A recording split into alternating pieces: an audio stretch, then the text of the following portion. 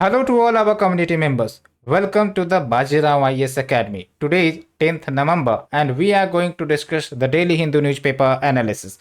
So today we have 4 articles in discussion. One by one we will be discussing all of that. Okay. So the first article is related to the ethics panel recommendation disqualification of MOHUA MOITRA. And you know about MOHUA MOITRA that she is an TMC MP and she is facing allegations of cash for query issue. Okay, and because of that, the panel was created under the Lok Sabha, that was ethics panel. Okay, and now they has given the recommendation that disqualification should be done for them. Okay, so we will be looking about the ethics committee, the members, the functions, all of in a great detail. The second article is related to acknowledging India's economic success.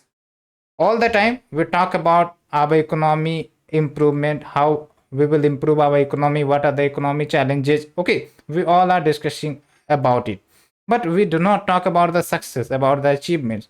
Okay, so here we will be discussing how the reforms has been taken and how it impacted the marginalized sections to overcome from the poverty, along with various economic benefits. Okay, like in terms of foreign direct investments and all of that we all are going to discuss. And the third article is related to Agartala Akhora rail link. And why this rail link is very important, because it will boost trade and connectivity to not only India and Bangladesh, which the project is getting started, but also the development of the northeast. Okay, because any development in the neighboring northeastern bordering nation, that will ensure the development of northeastern state as well. Okay, so this progress is a good thing for northeastern development, for the prosperity of northeast. Okay, and when we talk about our connectivity with the northeast, then there is only one route. What is that route? Siliguri corridor. Okay, that's why this rail link project will boost the connectivity, and connectivity brings trade, investment, prosperity, all of that. And the fourth article is related to the PLI scheme in the semiconductor. Well, we are more focusing on semiconductor, but when we talk about semiconductor and the employment generation specifically in India, so there is a issue. What is the issue? Issue is that semiconductor is more autonomous. Okay, that doesn't require too much people to function.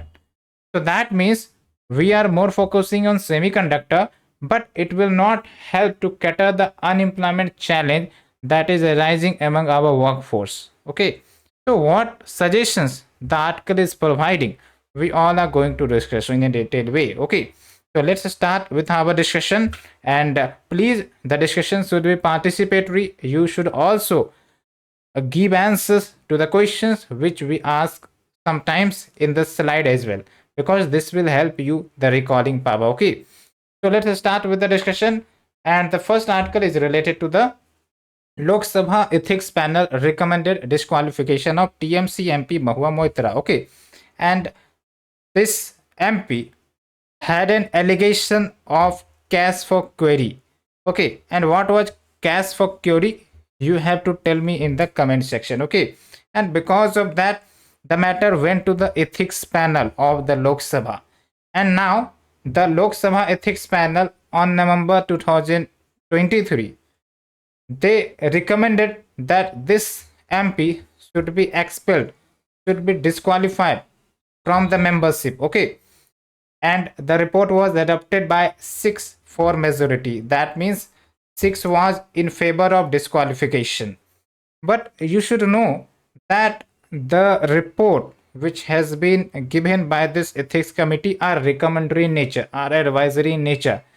The action will be taken by the house collectively, headed by, presided by the speaker. Okay, so you can understand that Mrs. Moitra can be expelled only if the house votes in favor of panel's recommendation. That's a very important point, because parliamentary committee, whether it is ethics committee, whether it is the estimates committee or any of the committee, they all are recommendatory in nature, advisory in nature. Okay, and this is the first time since the ethics committee came into existence in the year 2000, and they had recommended the expulsion of a parliamentarian. However, the initial talks regarding the creation of ethics committee was occurred in 1996. As I had made a shorts for this video, you can refer to the shorts as well. Okay, this will give you very good information and insights about the ethics committee. So when we talk about the ethics committee, the Rajya Sabha and the Lok Sabha has separate ethics committee. Okay, but Rajya Sabha ethics committee had 10 members and Lok Sabha has 15 members. Okay, but what is the functions of the ethics committee? The ethics committee ensures that any unethical behavior done by an MP should be checked and monitored, as you are seeing in the current example.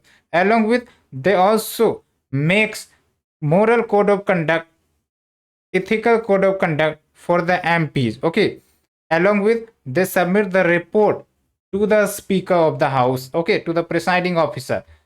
And lastly, what we can say, that these are recommendatory in nature. Okay, so that's the point you need to understand. And even the speaker can raise a complaint to this ethics committee for an MP that they are facing the unethical behavior or the unethical activities. Okay, and the committee will start investigation after that. So these are the important functions of the ethics committee. Hope you understood. And now we are shifting to the second article. The second article is related to GS paper 3. So in this article, first of all, the writer is talking about India's achievement in terms of economic growth. Like, we are fastest growing major economy in the world, and also we have attained the fifth largest economy in the world. Okay, and by surpassing which country? Tell me in the comment section. Okay, and also, when we talk about the COVID-19 impact, we have also tackled the COVID-19 impact on our economy. That's why, despite financial year 2021, the economy was declined by 7.2%.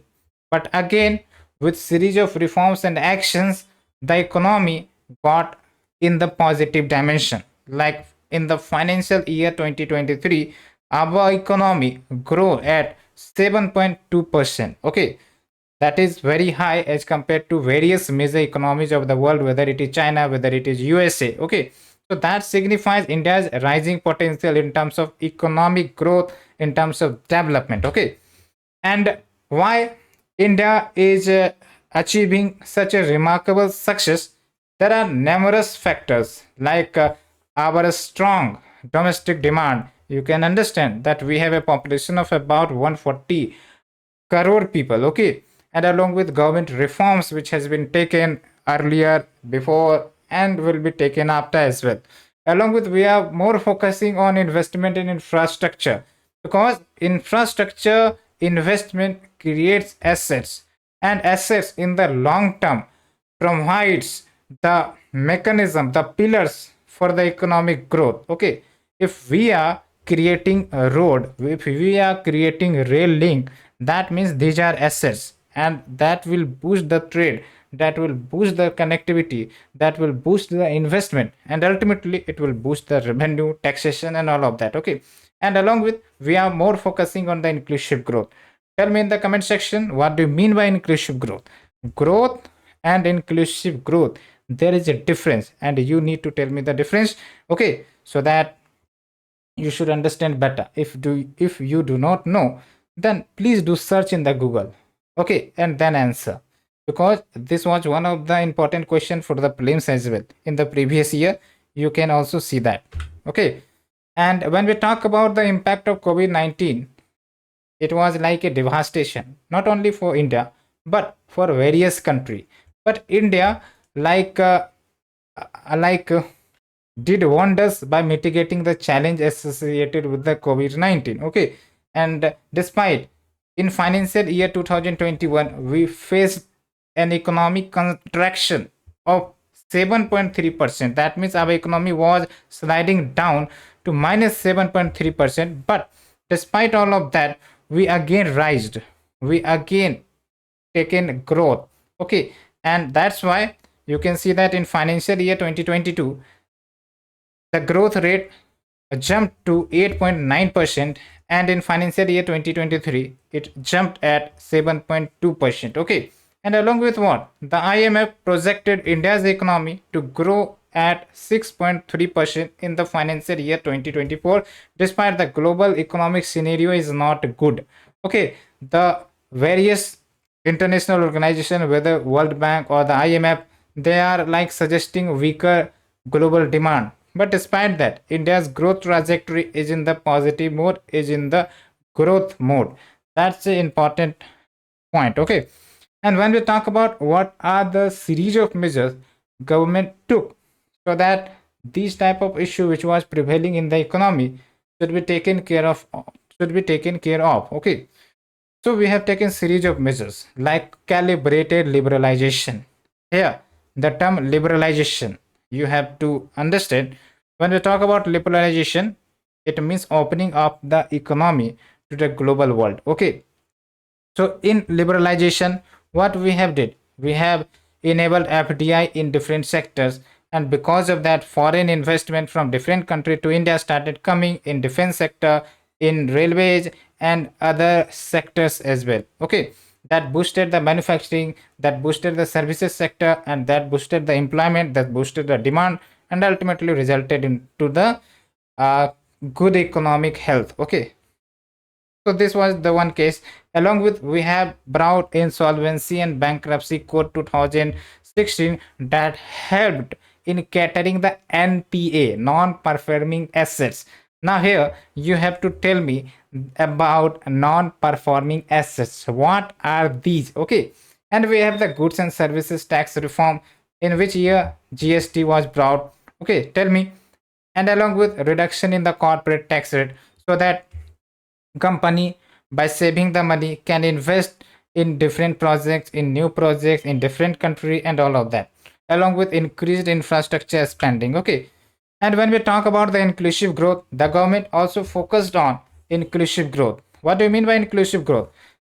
Growth means what? You are like boosting the manufacturing. Okay, that will create employment, but maybe this growth will not be in the interest of the poorer section.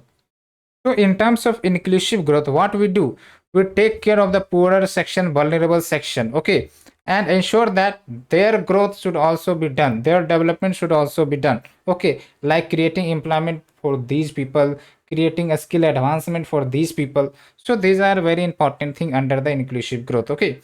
So, government also focused on that, and for that, we have the livelihood enhancement programs, skill development programs, women's empowerment programs, and infrastructure development programs. Okay, so these were focused upon.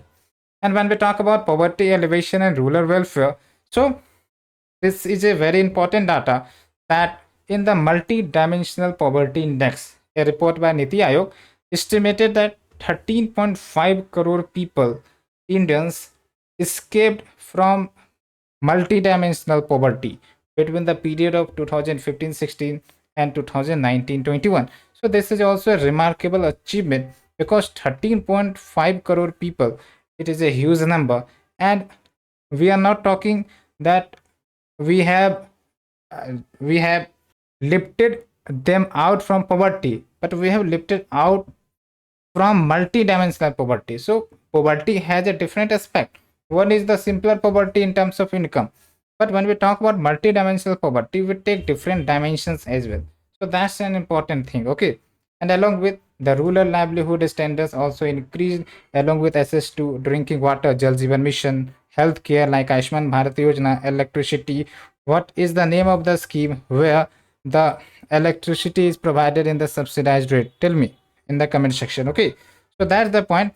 And when we talk about the agriculture sector, so during the recent decade, the agriculture sector also taken huge growth. Okay, like we have the one of the largest production of the fisheries and the livestock products. Okay, and we are also more focusing on fruits and vegetables. Their share has increased to 19.4% in 2021. Okay, So that's a very good point. So in the agriculture sector, in the manufacturing sector, we all are rising, and all these are focused based on the inclusive growth. Okay. So in conclusion, we can say that Indian government has implemented a number of reforms to boost economic growth and also focusing on inclusive growth. Okay. So India is on a track to achieve high income status and high quality of life for a majority of its citizens in the coming years because of the initiatives and the developments we are seeing. Okay, so these articles are talking about the positive, but on the daily basis we see the news about the issues related to the economy, but this article is also a very good article. Okay, and you can quote the examples government had done in various sectors if any questions comes related to the challenge of any of these sector. Okay, for example, the question about the poverty, so you can quote the data. For example, if there is a question about the agriculture, so how we have improved in the agriculture sector, you can quote the data to try to link the questions and the answers along with the data. This will help you to cater the need of the answers, okay, required for the UPSC. So that's the point. Now we are shifting to the next article, and next article is also very important, and that talks about the connectivity project, the rail connectivity project between India and Bangladesh. And this will boost the regional integration, this will boost the trade investment not only for Bangladesh but also for our northeastern states. Okay, and a background which I want to give you, that northeast state remained backward in terms of development, in terms of investment, in terms of manufacturing. Okay, so there is a need to cater investment here. And one important challenge that northeastern state face is about insurgency.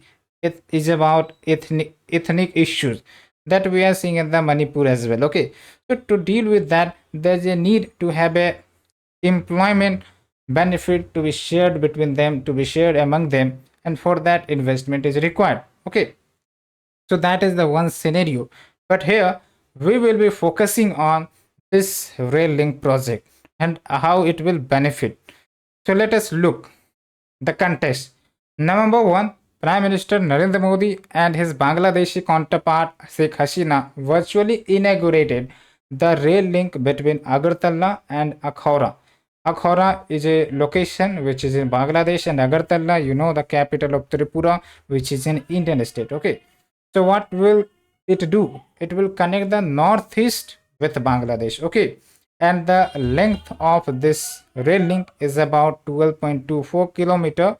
Okay, and one important thing which is going to happen, that it will reduce the travel time between Agartala and Kolkata, which it takes about 31 hours to only 10 hours. Now, how this is possible? You need to understand. First of all, look at the map. Okay, here, look at the map. This is the Tripura, and this is the capital of Tripura, Agartala. Okay, this is located here. And when we talk about Akhora, you can see here it is located between the Bangladesh and Tripura border. Okay, slightly left to the Tripura border. So this rail link, it will join the Indian state of Tripura with the Bangladesh. That means previously we were used to visit Kolkata via this chicken neck corridor. Okay, chicken neck corridor. This was taking 31 hours approx. But with this Akhora Agartala rail link project, only 10 hours will be required. How?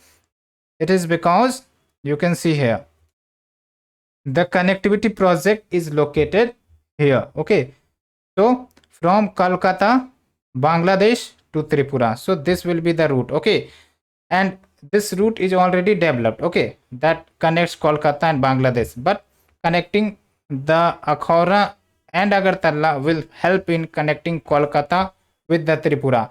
So from Tripura we can visit other northeastern states. So doesn't it mean the integration of northeastern states in a good manner?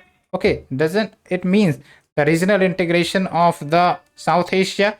Because here Bhutan is also trying to propose the rail link connectivity between Bhutan and Assam. Okay, And also Bhutan and Bangladesh is also proposing the connectivity, so it will go via Indian state, so that will also boost the regional integration. And what is the significance of this project? It is, first of all, will enhance the connectivity, boost trade, strengthen ties between the two countries, along with India's ambitious Act East policy. India's ambitious neighborhood first policy is getting kicked off. Okay, so that's a very important thing, the achievement that are going to have. And also, it will promote the small scale industry and tourism in this region, because for the tourism, for the industry, for the investment, connectivity is required. And if connectivity is well established, that means we will be doing better. Okay, and it will also ensure the regional integration of South Asia, and we have already discussed on that. So this is the end of the article. Now we are shifting to the next article that will be covered under GS paper 3. Okay, and here we are talking about the PLI scheme in the semiconductor sector. So you know that production linked incentive scheme, what does it aims for? It aims for incentivizing, giving subsidy to the industries, to the companies who are producing the products based on efficiency, okay, based on the increased sale year on year. Okay, and for that government gives financial incentives. And why incentives? What will happen? The manufacturer, the company will face motivated in producing more and more product, in selling their products, in exporting their products. That is very important. And giving incentives, what is the benefit for that? The benefit is that indirectly the manufacturing will boost, indirectly the employment generation will happen, the income generation will happen, poverty reduction may happen. Okay, and the health crisis we are facing because of less income, that may also get solved. So there are various dimensions associated with this. But do production linked incentives is required for semiconductor in India? The article says no. Why? Because in this semiconductor manufacturing or chip manufacturing, what happens? The automation system works. Okay, it requires less workers, it requires less workforce. Okay, and because of that, India's workforce will not able to utilize in this sector. Okay, and here the government aims needs to be clarified, that what government wants to focus upon in this sector, whether the government wants to become the global manufacturing hub in the manufacturing sector, specifically to the semiconductor related, or they want to cater the unemployment crisis in this sector in the India. Okay, so if the government wants to tackle the unemployment crisis, there is a need to push for that sector that creates more employment. Okay, that creates more integration of workforce. But this sector does not helps to create the demand for the workforce, because these are mostly automated. Okay, so that's the important concern highlighted in this article about the PLI scheme in the semiconductor sector. And for that, the government allocated about 38,600 crore to this semiconductor PLI scheme. But there are concerns which we have already highlighted, like underutilization of fund. Okay, even government has allocated the fund, but only 20% of the funds were utilized. That means 80% remains unutilized. That means the company is not taking too much interest.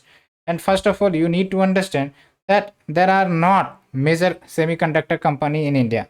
Okay, the semiconductor company are mostly multinational and they are working in different countries. Okay, and when we talk about in India, what happens in case of semiconductor manufacturing? It is only assembling. Okay, what happens in the field of mobile sector?